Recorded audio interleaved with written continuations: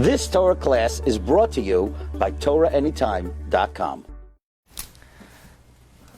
Welcome everybody, Agut Tavach, Afreilchen Chanukah, Parshas Mikeitz.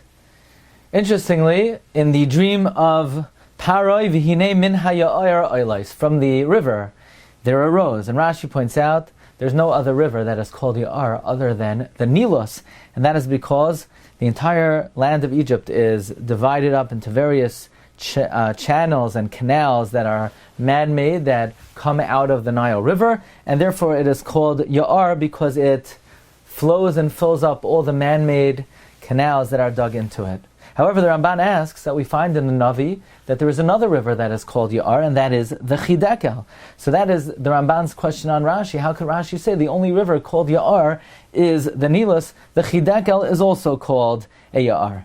Well, says the Tzaddik of Ranana, the Ben La'ashri, a very interesting answer to answer the Ramban's kasha on Rashi. He says, to answer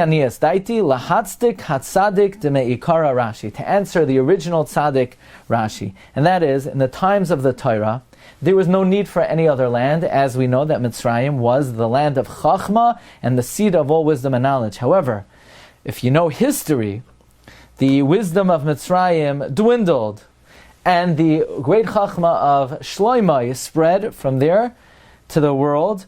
Originally, the wisdom of Solomon was the center point of the world. Everybody came to learn Chachma from Shloimeh. But then Klal Yisrael was exiled to Bavel, and the Chachma of Shloimeh was nisgalgel to Bavel. Now the Chidekel passed from Bavel on the east side of Ashur and to Armenia, and therefore the sages of Israel advised that now that we're in this land, you should dig Ya'orim from the Chidekel, and the Chidekel will water it as well. And therefore the Navi that already speaks about Galus Bavel also calls the Chidekel the Ya'ar. Says the Tzaddik of Ranana, I personally had the privilege to be Toivel in the country of Uzbekistan, where the Chidekel flows, and I was zocheh to be toivel in it. That is the Nahar, that is Yotzei men from Eden, and they made Ya'orim throughout the land,